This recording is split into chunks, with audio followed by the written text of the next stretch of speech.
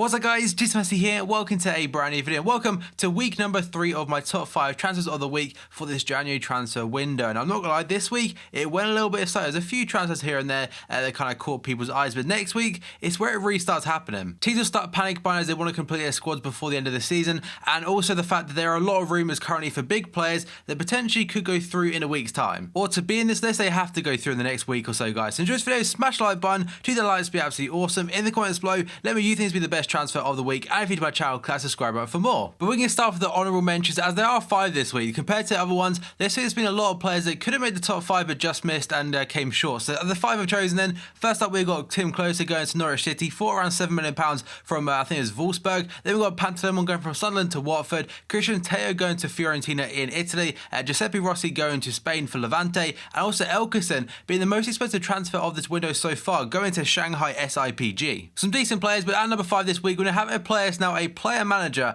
and that is going to be Kevin Nolan, the very experienced midfielder. The former England international has joined Leyton Orient in League 2, and he was a free agent previously of West Ham prior to this. So a player manager for him, it's a big change. He's 33 years old, he's still valued at £1.4 million, and this season has played 5 games for West Ham, although I think essentially there's like 50 minutes or so in there, so he's not appeared much and all the time off the bench. So the reasons he's my number 5 this week, he's still a good standard player for League 2. I think he's a great player, but whether he plays that much or not, we'll have to wait and see. So it is his first time as a manager, and he will, along with that, have new responsibilities. But the one thing about this, he's still 33 years old. And for me, I don't think that's actually that bad, because he's still got a few years left in the tank, basically. And he's gone from BPL to League 2, and there's obviously going to be quite a big standard gap there. And in terms of football ability, I think he's a good player still. He knows how to pass the ball, and he has great vision. So being a free agent, he probably had a fair few offers on the table, and whether they're from the like low league BPL teams or potentially like Championship, I think either way he'll have higher up offers. But to be a player manager,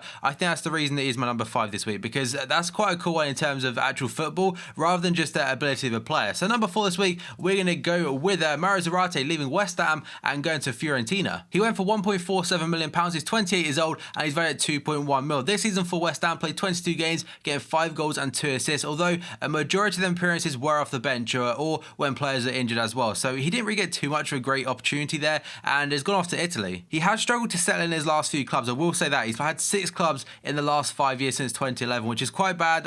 Is that bad or good? I mean, I think like 3 or 4 of them are in different countries on top of that. So he's a good player, and he could suit the Serie A more, because before this, he has played 127 games in the Serie A in that league. I think it's for Lazio previously. So I think this guy, whether it'll be a success or not, we'll have to wait and see. But just for 1.5 mil, not much can go wrong. It's a low fee, so it's a low risk, and it's low pressure on him. So we'll have to wait and see, like I mentioned, on Mauro Zarate. Number 3 then, we go on to Rolando Mandragora. I'm not going to lie, I don't know too much about this guy, but he has joined Juventus from Genoa for £4.2 million, and he's just 18 years old. So at the beginning of the season, he was obviously owned by Genoa, and then he went out on loan to Pescara, and then Juventus bought him from Genoa, and he's gone back out on loan to Pescara. So he's had like, technically 3 clubs, but he is now owned by Juventus for a big fee. For an 18-year-old, 4.2 mil is considered quite big. He's played 17 games this season, getting 1 assist. I think he's been playing CDM. So he's a young talent, and like I said, I don't know much about him, but the fact that there's quite a big fee involved, and Juventus, I mean, that's a big club in its own right.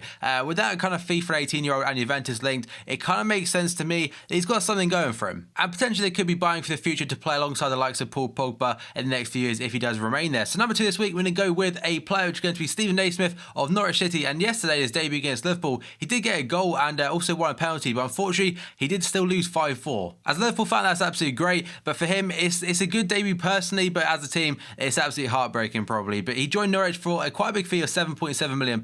He's 29 years old and he's valued at 3.5. This season, 14 games, 5 goals and 1 assist. But like I mentioned, his debut is very good in terms of personal point of view, and he offers a very good work rate. If you lose the ball, he will chase that down. And for fans, that's one of the best things you can see. A player trying for the cause, and the fact that Norwich are in a relegation fight, that could be pivotal for it. He'll get more game time, and it will, like I said, he'll help fight against relegation, which Norwich, they probably will avoid it with the likes of Newcastle, Sunderland and Aston Villa just below them. My number 1 this week though is going to be a young Englishman, and that is going to be Sam BYRAM joining West Ham United from Leeds United, and he cost £3.36 million or around that region. He's 22 years old.